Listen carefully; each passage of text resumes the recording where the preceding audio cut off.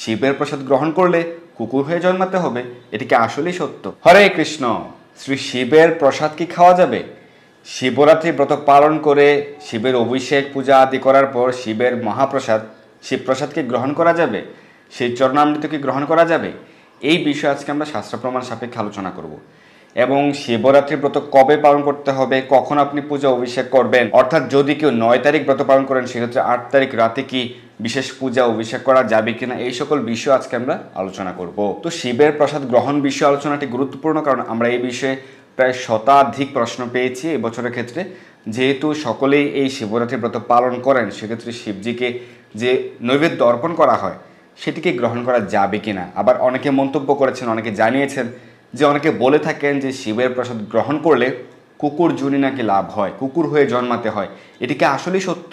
শিবের প্রসাদ গ্রহণ করলে কুকুর হয়ে জন্মাতে হবে, এটিকে আসলেই সত্য? এই বিষয়ে আজকে আমরা শাস্ত্র প্রমাণ সাপেক্ষে আলোচনা করবো, আপনারা আমাদের সঙ্গেই থাকুন।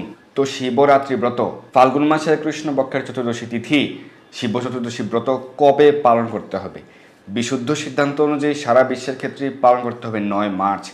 যদিও অনেকে 8 মার্চ পালন করার কথা ভাবছেন, এবং এই বিষয়ে আমরা কিন্তু গত সপ্তাহে অনেকবার আলোচনা করেছি, এবং এই যে বিজয়া একাদশী ব্রত এই সম্পর্কে আমরা আলোচনা করেছি। তো এই বিষয়ে অনেকে অনেক রকম সিদ্ধান্ত প্রদান করেছেন, অনেকের অনেক রকম মত রয়েছে, এটি স্বাভাবিক।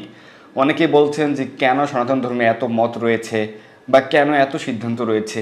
এটি থাকবে, এটি হাজার হাজার বছর ধরে এটি ছিল, হাজার হাজার বছর লক্ষ বছর পূর্বেও ছিল দ্বিমত বা ভিন্ন ভিন্ন সিদ্ধান্ত এখনও রয়েছে, এটি থাকবে, এটি স্বাভাবিক। কারণ সকল মানুষ কিন্তু কখনোই এক হতে পারবে, এটি সম্ভব নয়। তো সেই কারণে আপনারা দেখুন যে শ্রীমদ্ ভগবদ্গীতায় কিন্তু ভগবান 4টি অপশন দিয়েছেন। যারা ভূত প্রেতের উপাসনা করবে তারা ভূতলোকে যাবে, যারা দেবতাদের উপাসনা করবে দেবলোকে যাবে, কিন্তু যারা পিতৃপুরুষদের সেবায় রত থাকবে কিন্তু কোনো প্রকার দেব উপাসনা বা ভগবানের সেবা পূজা করবে না, তারা পিতৃলোকে যাবে। আর যারা ভগবান শ্রীকৃষ্ণের সেবা পূজা আদি করবেন তারা ভগবত ধাম প্রাপ্ত হবেন। ভগবান কিন্তু অপশন প্রদান করেছেন, কারণ বিভিন্ন মতের লোক থাকবে, এটি স্বাভাবিক। তো সেই কারণে যারা বলছেন যে কেন এত নিয়ম, কেন ভিন্ন নিয়ম, আপনারা কেন এক হতে পারেন না, কেন সারা পৃথিবীর সকল লোকেরা ইসকনের মতো করে না, বা এরকমটি অনেকে বলছেন, দেখুন আপনি যদি বুদ্ধিমান হয়ে থাকেন, আপনার কাছে যেটি ভালো লাগে আপনি সেটি অনুসরণ করুন। সারা বিশ্বের 10 কোটিরও বেশি মানুষ আন্তর্জাতিক কৃষ্ণ ভাবনামৃত সংঘ ইসকন জিবিসি কর্তৃক যে সিদ্ধান্ত সেটি গ্রহণ করেন এবং সে অনুসারে ব্রত পালন করেন। সেটি একাদশী ব্রত হোক, শিবরাত্রি ব্রত হোক বা অন্য যে কোনো ব্রত, ইসকনের সিদ্ধান্ত অনুসারে সারা বিশ্বের 10 কোটিরও বেশি মানুষ পালন করে থাকেন। তো সেই কারণে আপনি চাইলে পালন করতে পারেন, এতে সকলেরই মঙ্গল হবে, কারণ ইসকন সিদ্ধান্ত অবশ্যই শাস্ত্র সিদ্ধান্ত সাপেক্ষেই। তো এই যে 7 তারিখ একাদশী ব্রত পালন, ভারতে বাংলাদেশে ইসকন শুধুমাত্র 7 তারিখ একাদশী ব্রত পালন করতে, সেরকমটি নয়। এরকম নয় যে ইসকনের বৈষ্ণব পঞ্জিকায় শুধুমাত্র 7 তারিখ ব্রত পালন করতে বলা হয়েছে ভারতে বাংলাদেশে, অন্যান্যরা সকলে 6 তারিখ করেছে। বিষয়টি আসলে এরকম নয়। আপনারা দেখুন গৌরীয় মঠের ক্ষেত্রেও বাগবাজার গৌরীয় মিশনের যে পঞ্জিকা আপনারা দেখবেন সেখানে উল্লেখ রয়েছে 7 তারিখ বিজয়া একাদশী ব্রত এবং 9 তারিখ হচ্ছে শিবরাত্রি ব্রত। তো সেই কারণে বিশুদ্ধ চান্দ্র পঞ্জিকা অনুযায়ী হচ্ছে 7 তারিখ বিজয়া একাদশী আর 9 তারিখ হচ্ছে শিবরাত্রি ব্রত। এই বিষয়ে আমরা আলোচনা করেছিলাম কেন এবং কখন টাইমিং হচ্ছে, কখন সূর্যোদয় বা এই সকল যে সময়সূচি নিয়ে আমরা আলোচনা করেছি। এই সপ্তাহে আমরা অনেকবার এই বিষয়ে আলোচনা করেছি কেন কোন দিন ব্রত পালন করতে হবে। আমরা আজকে সেদিকে সময় ব্যয় করছি না। আজকে আমাদের আলোচনার বিষয় হচ্ছে কীভাবে শিবরাত্রি ব্রতটা পালন করবেন সহজে, আর হচ্ছে কখন আপনি অভিষেক করবেন, বিশেষ পূজা অভিষেক করবেন, আর অভিষেক করার পর সেই প্রসাদ শিবের প্রসাদ গ্রহণ করা যাবে কিনা বা চরণামৃত গ্রহণ করা যাবে কিনা। এই যে ব্যবহারিক বিষয়গুলি সেগুলি নিয়ে আজকে আমরা আলোচনা করব, কারণ এটি নিয়ে অনেকেরই সন্দেহ রয়েছে বা অনেকে দ্বিধান্বিত। তো প্রথমত হচ্ছে শিবরাত্রি ব্রত পালন বিষয়, কোন দিন পালন করবেন। যারা বিশুদ্ধ সিদ্ধান্ত অনুসরণ করতে ইচ্ছুক সেক্ষেত্রে 9 মার্চ ব্রত পালন করবেন, কারণ শাস্ত্রে রয়েছে হরিভক্তি বিলাসের চতুর্দশ বিলাসের 69 নম্বর শ্লোকে বলা হয়েছে যারা অন্য উপাসক শৈবগণ তারা চাইলে ত্রয়োদশী বিদ্যা চতুর্দশী করতে পারেন, কিন্তু যারা কৃষ্ণ ভক্ত তাদের ক্ষেত্রে ত্রয়োদশী বিদ্যা উপবাস করা উচিত নয়, সেক্ষেত্রে পরদিন ব্রত পালন করতে হবে। তো সেক্ষেত্রে এবার দেখুন 8 মার্চ যারা শিব চতুর্দশী ব্রত পালন করতে চাচ্ছেন, চতুর্দশী তিথি, কিন্তু 8 মার্চ ব্রাহ্ম মুহূর্তে ত্রয়োদশী তিথি এবং প্রায় 16 ঘন্টার বেশি সময় ত্রয়োদশী তিথি। তো সেই কারণে ত্রয়োদশী বিদ্যা, তাই বুদ্ধিমান ব্যক্তিগণ সেটি বর্জন করে 9 তারিখ উপবাস পালন করেন। কিন্তু পূজার ক্ষেত্রে আপনি চাইলে 8 তারিখ রাতেও কিন্তু শিবের পূজা অভিষেক করতে পারবেন, কোনো সমস্যা নেই। 8 তারিখ রাতেও করতে পারবেন, 9 তারিখ রাতেও করতে পারবেন, উভয় দিনই করতে পারবেন, 2 দিনই করতে পারবেন, কোনো সমস্যা নেই। বেশিরভাগ ইসকন মন্দিরে যেখানে প্রতিদিন নিত্য শ্রী শিবের সেবা পূজা হয়ে থাকে, মায়াপুর রাজাপুর থেকে শুরু করে অনেক ইসকন মন্দির হয়ে থাকে, প্রতিদিন অষ্টকালীন সেবা পূজা হয়ে থাকে শ্রী শিবের। অন্যান্য শিব মন্দির অষ্টকালীন সেবা পূজা ঠিকমতো নাও হতেও পারে বেশিরভাগ ক্ষেত্রে পশ্চিম বাংলায় বা পূর্ব বাংলায়, কিন্তু ইসকন মন্দিরগুলিতে নিষ্ঠা সহকারে প্রতিদিন অষ্টকালীন সেবা পূজা হয়ে থাকে। তো সেই কারণে প্রতিদিনই আপনি পূজা আদি করতে পারেন। সেই কারণে অনেক ভক্তগণ 8 তারিখও শিবের পূজা অভিষেক করবেন, 9 তারিখও শিবের পূজা অভিষেক করবেন, এক্ষেত্রে কোনো সমস্যা নেই। কিন্তু উপবাস পালনের ক্ষেত্রে 9 তারিখ পালন করে উত্তম সিদ্ধান্ত। এবং পদ্মপুরাণের স্বর্গখণ্ডের 42 নম্বর অধ্যায়ের 122 নম্বর শ্লোকে বলা হয়েছে তৃতীয়া তিথি, ষষ্ঠী তিথি, অষ্টমী, একাদশী এবং চতুর্দশী এই তিথিগুলিতে যদি উপবাস থাকে, সেক্ষেত্রে যদি পূর্ব বিদ্যা হয়ে থাকে, পূর্ব বিদ্যা, সেক্ষেত্রে সেটি বর্জন করে পরবর্তী দিনে উপবাস পালন করতে হবে। এটি পদ্মপুরাণের স্বর্গখণ্ডের সিদ্ধান্ত। তো সেক্ষেত্রে চতুর্দশীর পূর্ব বিদ্যা মানে হচ্ছে ত্রয়োদশী যুক্তা, তো সেক্ষেত্রে এটি বর্জন। তার মানে সেই সিদ্ধান্ত অনুযায়ী পদ্মপুরাণের এই সিদ্ধান্ত অনুযায়ী 9 মার্চ ব্রত। এবং পদ্মপুরাণের ব্রহ্মখণ্ডের 24 নম্বর অধ্যায়ে কিন্তু একই কথা বলা হয়েছে। চতুর্দশী তিথি যদি ত্রয়োদশী বিদ্যা হয়, সেক্ষেত্রে সেটি বর্জন করতে বলা হয়েছে। এবং আমরা আরও একটি রেফারেন্স দেখব, সেটি বৃহন্নারদীয় পুরাণের 18টি মহাপুরাণের অন্যতম নারদীয় পুরাণ বা নারদ পুরাণ, এটিকে বৃহন্নারদীয় পুরাণও বলা হয়ে থাকে। এই বৃহন্নারদীয় পুরাণ বা নারদীয় পুরাণের 27তম অধ্যায়ের 3 নম্বর শ্লোক এবং 4 নম্বর শ্লোকে এখানেও কিন্তু ওই পদ্মপুরাণের মতো করে কয়েকটি তিথির উল্লেখ রয়েছে।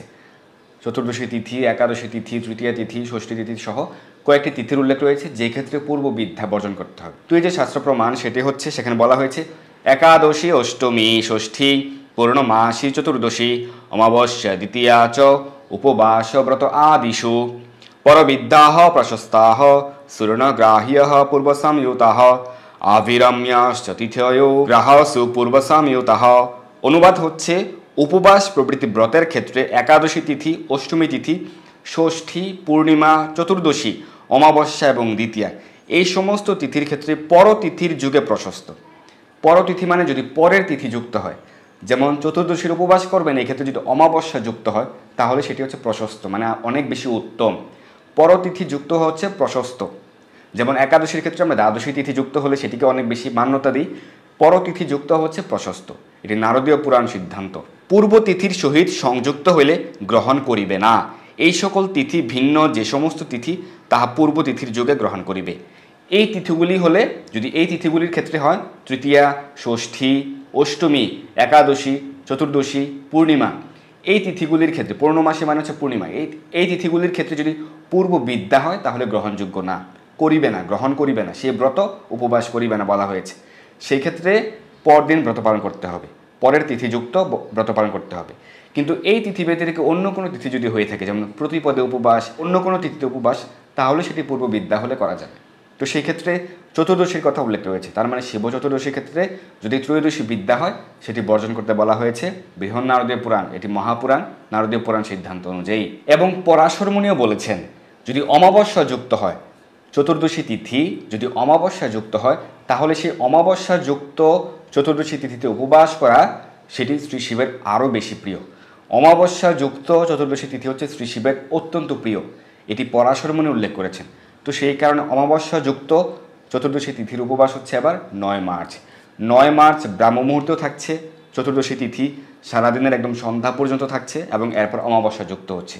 তাই এই 9 মার্চ শিবরাত্রি ব্রত পালন করা হচ্ছে অনেক বেশি উত্তম, এটি আরও বেশি ফলপ্রদ, আপনি আরও বেশি শ্রী শিবের কৃপা লাভ করতে পারবেন, তাকে সন্তুষ্ট করতে পারবেন। তো যদি কেউ 9 মার্চ ব্রত পালন করেন সঠিক সিদ্ধান্ত অনুযায়ী, সেক্ষেত্রে আপনি 8 তারিখ তো হচ্ছে একাদশী ব্রতের পর দিন সকালে আপনি পালন করবেন, পালনের সময়ের মধ্যে আপনি যে স্থানে অবস্থান করছেন সেই স্থানের সময় অনুযায়ী আপনি পালন করবেন। এরপর আপনি দুপুরে রাতে অন্নপ্রসাদ বা রুটি প্রসাদ গ্রহণ করতে পারবেন, আমিষ আহার করবেন না, বা চা পান, কফি, বিড়ি প্রভৃতি গ্রহণ করবেন না। আর 9 তারিখ হচ্ছে শিবরাত্রির উপবাস। আপনি 8 তারিখ চাইলেও কিন্তু শিবের পূজা অভিষেক করতে পারবেন, রাতেও আপনি স্নান করে শুদ্ধ বস্ত্র পরিধান করে শিবের পূজা অভিষেক করতে পারবেন, কোনো সমস্যা নেই। 8 তারিখ রাতেও করতে পারবেন, 9 তারিখ সকালেও করতে পারবেন, 9 তারিখ রাতেও করতে পারবেন, এক্ষেত্রে কোনো সমস্যা নেই, শিবের পূজা অভিষেক করতে পারবেন। কিন্তু উপবাস আপনি 9 তারিখ করলে উত্তম। কেউ যদি নিজের ইচ্ছায়, ব্যক্তিগত ইচ্ছায় 8 তারিখ উপবাস করেন, সেটি আপনার সিদ্ধান্ত, আপনি সেটি করতে পারেন। কিন্তু যদি আপনি নিজের ইচ্ছায় করে থাকেন তাহলে একাদশী ব্রতের পালনটা আপনি কয়েকদিন অন্ন গ্রহণ করে তারপর আপনি পরবর্তী উপবাস করতে পারেন। কিন্তু সঠিক সিদ্ধান্ত অনুযায়ী সারা বিশ্বের ক্ষেত্রেই 9 মার্চ উপবাস পালন করাই বিধেয়। তো 9 মার্চ উপবাস পালন করার ক্ষেত্রে কেউ চাইলে দুপুর পর্যন্ত উপবাস পালন করতে পারেন। বেশিরভাগ বৈষ্ণবগণ, কৃষ্ণ ভক্তগণ দুপুর পর্যন্ত উপবাস পালন করেন এবং দুপুরের মধ্যেই, সকালে বা দুপুর 12টার মধ্যেই তারা শিবের বিশেষ পূজা অভিষেক আদি করেন। এরপর কৃষ্ণ প্রসাদ শ্রী শিবকে অর্পণ করেন, এরপর মহাপ্রসাদ সকলে গ্রহণ করেন। তো এটি হচ্ছে একটি উপায়। আরেকটি হচ্ছে সন্ধ্যা পর্যন্ত উপবাস পালন করা, সন্ধ্যার পর ফলমূল গ্রহণ করা, বা কেউ চাইলে সন্ধ্যার পর আপনি লুচি বা অন্ন গ্রহণ করতে পারেন। আরেকটি হচ্ছে সারা দিন রাত পূর্ণ দিবস উপবাস পালন করে পরদিন সকালে পালন করা। পরদিন সকালে পালনের ক্ষেত্রে সূর্য উদয়ের পর থেকে সকাল 9টা বা 9টা 30 ঘটিকার মধ্যে পালন করতে হবে। অনেকে মনে করে থাকেন যে শিবরাত্রি ব্রতের ক্ষেত্রে ফল গ্রহণ করা যাবে, অন্ন গ্রহণ করা যাবে। এই সম্পর্কে নারদীয় পুরাণে উল্লেখ রয়েছে এবং ব্রহ্মবৈবর্ত পুরাণে উল্লেখ রয়েছে।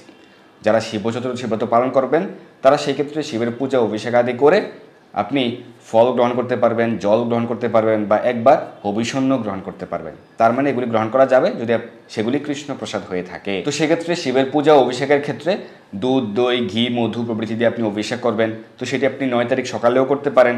কেউ যদি ব্যক্তিগত ইচ্ছা 8 তারিখ রাতেও করতে চান, যে আপনি 8 তারিখ রাতেও করবেন অভিষেক, 9 তারিখ সকালেও করবেন, 9 তারিখ রাতেও করবেন, 3 বারই করবেন, সেক্ষেত্রে আপনি করতে পারেন। তো আমরা জেনে গেলাম যে শিবরাত্রি ব্রতের ক্ষেত্রে কোন দিন ব্রত পালন করতে হবে, কিভাবে পালন করতে হবে এবং পূজা অভিষেক কখন করতে হবে। এখন আমাদের আলোচনা হচ্ছে অভিষেক করার পর সেই চরণামৃত গ্রহণ করা যাবে কিনা বা শিবের প্রসাদ গ্রহণ করা যাবে কিনা। এই ক্ষেত্রে যে শাস্ত্র সিদ্ধান্ত, যদি আমি এক কথায় বলি, আমরা শাস্ত্র প্রমাণ আলোচনা করব। এক কথায় বললে সেটি হচ্ছে, যদি আপনি কৃষ্ণ প্রসাদ শিবকে অর্পণ করেন, অর্থাৎ প্রথমে শ্রী শ্রী রাধা মাধবের ভোগ নিবেদন করে তারপর সেই প্রসাদ আপনি শ্রী শিবকে অর্পণ করেন, দুর্গা শিবাদি দেবগণকে অর্পণ করেন, আপনার গুরুদেব গুরু পরম্পরাকে অর্পণ করেন, ভগবানের মহাপ্রসাদ, তাহলে সেই মহাপ্রসাদটা শ্রী শিব বা আপনার গুরুদেব গ্রহণ করার পর সেই মহাপ্রসাদ আপনি গ্রহণ করতে পারবেন বা সকলকে আপনি বিতরণ করতে পারবেন, সেটি গ্রহণ করা যাবে। কিন্তু যদি রাধা মাধবকে নিবেদন করা না হয়, অর্থাৎ ভগবানকে নিবেদন না করা হয়, সরাসরি শ্রী শিবকে অর্পণ করা হয়, তাহলে সেই প্রসাদ গ্রহণ করার বিষয়ে শাস্ত্রে নিষেধাজ্ঞা রয়েছে। সেটি গ্রহণ না করাই হচ্ছে উত্তম। এবং সেক্ষেত্রে অনেক কঠিন কঠিন বাক্যও কিন্তু শাস্ত্র উল্লেখ রয়েছে, সেই সম্পর্কে আমরা আলোচনা করবো। আপনারা যেটি শুনেছিলেন যে শিবের প্রসাদ গ্রহণ করলে ভারতে কুকুরজনী লাভ হয়, কুকুর হয়ে জন্মাতে হয়, সেই প্রসঙ্গে কিন্তু শাস্ত্র প্রমাণ রয়েছে, আমরা আলোচনা করব। এবং শিবের অভিষেকের ক্ষেত্রে অভিষেকের পর যে চরণামৃত, সেই বিষয়ে কী করবেন। প্রসাদের ক্ষেত্রে না হয় আপনি কৃষ্ণ প্রসাদ প্রথমে ভগবানকে অর্পণ করবেন, তারপরে আপনি শিবকে অর্পণ করবেন, সমাধান কিন্তু পাওয়া গেল। কিন্তু চরণামৃতের ক্ষেত্রে সেই চরণামৃত গ্রহণ করা হয় না। আপনারা দেখবেন মন্দিরেও কিন্তু সেই চরণামৃত গ্রহণ করা হয় না। সেক্ষেত্রে আপনি সেই চরণামৃত গ্রহণ না করে আপনি সেটি কোনো পবিত্র স্থানে বিসর্জন প্রদান করতে পারেন, পবিত্র জলে বিসর্জন করতে পারেন। অনেকে প্রশ্ন করে থাকেন যে শিবের অভিষেকের সময় শিবলিঙ্গের সম্মুখে যে আস্ত ফল দেওয়া হয়, সেগুলির ক্ষেত্রে কী করা উচিত, সেগুলি কি গ্রহণ করা যাবে। তো এই ক্ষেত্রে সেই ফলগুলি আপনি ভগবান শ্রীকৃষ্ণকে আগে নিবেদন করবেন, তারপরে আপনি শিবকে অর্পণ করবেন। অনেকে প্রশ্ন করেন যে ভগবান শ্রীকৃষ্ণকে অর্পণ করলে তো তুলসী পাতা দিতে হবে, তাহলে যখন শিবকে পুনরায় সেগুলি অর্পণ করা হবে কৃষ্ণের প্রসাদ, তখন সেই পাত্রে কি তুলসী পাতা থাকলে চলবে? হ্যাঁ, তুলসী পাতা থাকলে চলবে, সেক্ষেত্রে সমস্যা নেই, কারণ সেটি ভগবানের প্রসাদ। কিন্তু সরাসরি যখন আপনি শিবকে অর্পণ করবেন, ভোগ নিবেদন করবেন ভগবানকে না দিয়ে, তাহলে কিন্তু সেক্ষেত্রে তুলসী পাতা দেওয়া যাবে না। এখন প্রশ্ন হচ্ছে, কেন সরাসরি শিবকে নিবেদন করলে সেই প্রসাদটা গ্রহণ করা যায় না? এর যে প্রধান কারণ সেটি হচ্ছে, সকল দেবগণ শুধুমাত্র বিষ্ণু প্রসাদ গ্রহণ করেন। সকল দেবদেবীগণ সব থেকে বেশি সন্তুষ্ট হন কৃষ্ণ প্রসাদ পেলে, এবং সেই প্রসঙ্গে অনেক লীলা রয়েছে শাস্ত্রে। তো সেই কারণে সকল দেবগণ বিষ্ণু প্রসাদ ব্যতীত অন্য কিছু গ্রহণ করেন না।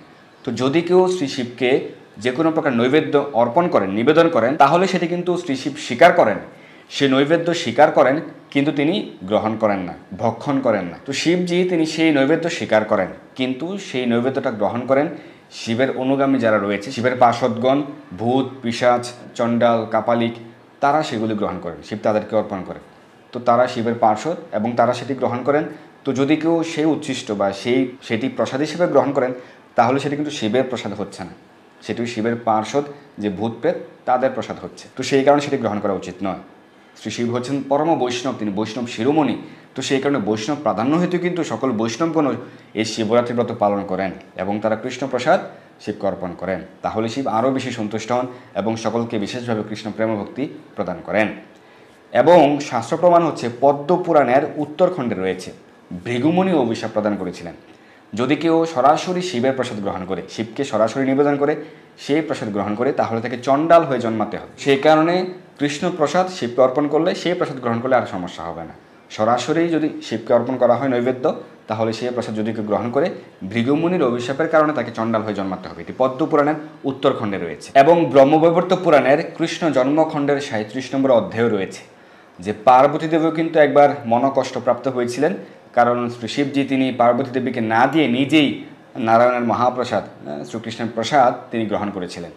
তিনি পার্বতী দেবীকে দেননি, তখন পার্বতী দেবী মনকষ্ট পেয়েছিলেন, তিনি খুব ক্রুদ্ধ হয়েছিলেন এবং তিনি অভিসম্পাদ প্রদান করেছিলেন। যদি কেউ শিবকে সরাসরি নিবেদিত নৈবেদ্য সেই প্রসাদ, শিবের প্রসাদ গ্রহণ করেন, তাহলে তাকে ভারত ভূমিতে সারমেয় হয়ে জন্মগ্রহণ করতে হবে।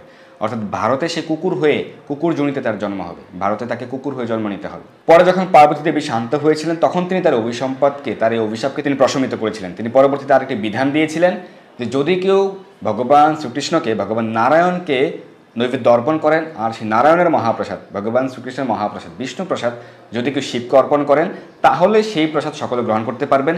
এবং সেইভাবে যদি কেউ গ্রহণ করে, কৃষ্ণ প্রসাদ শিবকে অর্পণ করে এবং সেই মহাপ্রসাদ যদি কেউ গ্রহণ করে, তাহলে তিনি হরি এবং হরের কৃপা লাভ করবেন। তিনি একই সাথে শ্রী শিবের কৃপা লাভ করবেন, ভগবান শ্রীকৃষ্ণের কৃপাও লাভ করবেন। তো এই উপাখ্যানটি রয়েছে ব্রহ্মবৈবর্ত পুরাণে কৃষ্ণ জন্মখণ্ডের 37 নম্বর অধ্যায়ে। তো সেই কারণে পার্বতীর অভিশাপ রয়েছে, তো সেই কারণে কিন্তু শিবের প্রসাদ বা শিবের নির্মাল্য সরাসরি গ্রহণ করা হয় না। এবং এই সম্পর্কে আরও কিন্তু শাস্ত্র প্রমাণ রয়েছে। এই সম্পর্কে শ্রী যমরাজ যিনি দ্বাদশ মহাজনের অন্যতম সূর্যপুত্র যমরাজ, তিনিও কিন্তু এই সম্পর্কে নির্দেশ প্রদান করেছেন। সেটি পদ্মপুরাণের পাতাল খণ্ডের 65 নম্বর অধ্যায়ে উল্লেখ রয়েছে। 65 অধ্যায়ের 53 থেকে 57 নম্বর শ্লোকে পদ্মপুরাণের পাতাল খণ্ডের শ্রী যমরাজ বলেছেন, যদি কেউ শিবের প্রসাদ গ্রহণ করে, সরাসরি শিবকে নিবেদিত প্রসাদ যদি কেউ গ্রহণ করে, তাহলে তাকে 100 বছর নরক যন্ত্রণা প্রাপ্ত হতে হবে। 100 বছর সে নরক যন্ত্রণা ভোগ করবে। এরপর সে যখন আবার মর্তলোকে জন্ম নেবে, তাকে প্রথমে বৃক্ষজনী সে প্রাপ্ত হবে, গাছ হয়ে জন্ম নেবে, তারপর সে কৃমি এবং এরপর মলমূত্রের পোকা, এবং তাকে 100 জন্ম নিতে হবে কুকুর জনিতে, কুকুর হয়ে জন্মগ্রহণ করতে হবে 100 বার। এই নির্দেশ প্রদান করেছেন স্বয়ং যমরাজ এবং সেটি পদ্মপুরাণে উল্লেখ রয়েছে। পদ্মপুরাণের পাতাল খণ্ডের 65 নম্বর অধ্যায়ের 53 থেকে 57 নম্বর শ্লোকে এটি উল্লেখ রয়েছে। খুব কঠিন কথা কিন্তু বলা হয়েছে। যদি কেউ সরাসরি শিবের নির্মাল্য গ্রহণ করেন, অর্থাৎ শিবের প্রসাদ, নির্মাল্য মানে হচ্ছে প্রসাদ, যদি কেউ সরাসরি শিবকে অর্পণ করে সেই প্রসাদ গ্রহণ করেন, তাহলে তার এই পরিণতি হবে। তাই কিন্তু সাবধান। তো সেই কারণে ভগবান শ্রীকৃষ্ণকে ভোগ নিবেদন করে সেই প্রসাদ আপনি শিবকে অর্পণ করবেন, তাহলে সেই প্রসাদ আপনি গ্রহণ করতে পারবেন। এবং স্কন্দ পুরাণের প্রবাস খণ্ডের দ্বারকা মাহাত্ম্যের 23 নম্বর অধ্যায়ের 152 নম্বর শ্লোকে বলা হয়েছে, যদি কেউ শ্রীকৃষ্ণের পূজা না করে সরাসরি শিবের পূজা করে, তাহলে তার সেই পূজা বিফল হয় এবং সেই পূজারীকে প্রেতযোনি প্রাপ্ত হতে হয়। যে সরাসরি শিবের পূজা করবে, ভগবান শ্রীকৃষ্ণের পূজা না করে, তাহলে সেই পূজারীকে প্রেতযোনি প্রাপ্ত হতে হবে। এটি উল্লেখ রয়েছে স্কন্দ পুরাণের প্রবাস খণ্ডের দ্বারকা মাহাত্ম্যের 23 অধ্যায়ের 152 নম্বর শ্লোকে। তো আজকে আমরা সরাসরি শাস্ত্র প্রমাণ সহকারে আলোচনা করেছি। তো সেই কারণে আপনি যখন ভোগ নিবেদন করবেন শিবরাত্রির ক্ষেত্রে, বা যাদের বাড়িতে শিবলিঙ্গ রয়েছে প্রতিদিন ভোগ নিবেদন করেন, সেক্ষেত্রে যেটি করবেন, প্রথমে শ্রী রাধা মাধবের ভোগ নিবেদন করবেন। অনেকের বাড়িতে গোপাল বিগ্রহ রয়েছে, এক্ষেত্রে ভগবান গোপালকে ভোগ নিবেদন করবেন, অর্থাৎ ভগবানকে ভোগ নিবেদন করে সেই কৃষ্ণ প্রসাদ আপনি শিবকে অর্পণ করবেন। দুর্গা শিবাদি সকল দেবগণকে আপনি অর্পণ করতে পারবেন, আপনার গুরুদেবকে গুরু পরম্পরার উদ্দেশ্যে অর্পণ করবেন, তাহলে সেই মহাপ্রসাদ গ্রহণ করা যাবে। এবং সেক্ষেত্রে আপনি পার্বতী দেবীর আশীর্বাদে আপনি কি প্রাপ্ত হবেন? হরি এবং হরে কৃপা প্রাপ্ত হবেন, অর্থাৎ ভগবান শ্রীকৃষ্ণের কৃপা এবং শ্রী শিবের আশীর্বাদ আপনি প্রাপ্ত হবেন এবং আপনি বিশেষভাবে কৃষ্ণ প্রেম ভক্তি লাভ করতে পারবেন। তো এই উপায়ে, এই বিধিতে আপনি ভোগ নিবেদন করতে পারবেন। প্রথমে ভগবানের ভোগ নিবেদন করবেন, সেই কৃষ্ণ প্রসাদ তাদেরকে অর্পণ করবেন। তো এটি আপনি করলে আপনি সেই মহাপ্রসাদ গ্রহণ করতে পারবেন। আর চরণামৃতের ক্ষেত্রে সরাসরি শিবের অভিষেক করার পরে সেই চরণামৃত গ্রহণ করা হয় না। তো আজকে আমরা খুবই গুরুত্বপূর্ণ বিষয় আলোচনা করেছি এবং এটি নিয়ে কিন্তু অনেকের দ্বিধা রয়েছে, অনেকে এই বিষয় জানেন না। তাই সকলের কাছে আমাদের আজকের আলোচনাটি শাস্ত্র প্রমাণ সহকারে আজকে আমরা আলোচনা করেছি। আমাদের আজকের আলোচনা সকলের কাছে পৌঁছে দিন, তাদেরকে জানিয়ে দিন, যাতে তারাও উপকৃত হতে পারে এবং সঠিক সিদ্ধান্ত জানতে পারে, সঠিকভাবে তারা শিবের পূজা অভিষেক করার মাধ্যমে ভগবানের বিশেষ কৃপা লাভ করতে পারে। কীভাবে শিবের অভিষেক করবেন, কী কী উপকরণ লাগবে, কী কী মন্ত্র রয়েছে, সেই বিষয়ে আমাদের আলোচনা রয়েছে। আপনারা সেই আলোচনাটি দেখে নেবেন। ধন্যবাদ সবাইকে আমাদের সঙ্গে যুক্ত থাকার জন্য। আপনারা ভালো থাকুন, সুস্থ থাকুন, সর্বদা কৃষ্ণ ভাবনায় থাকুন এবং শ্রী শিবের কৃপায় আপনার কৃষ্ণ প্রেম ভক্তি আপনাদের আরও বর্ধিত হোক। ধন্যবাদ সবাইকে। হরে কৃষ্ণ। এই দুর্লভ মনুষ্য জন্মকে সার্থক করতে যুক্ত হন কৃষ্ণ ভাবনায়। আপনার সকল ধর্মীয় বা পারমার্থিক প্রশ্ন জানাতে যুক্ত হন আমাদের টেলিগ্রাম গ্রুপে, আর এই ভিডিওটি শেয়ার করে আপনার সকল বন্ধুদের কাছে পৌঁছে দিন। ধন্যবাদ সবাইকে।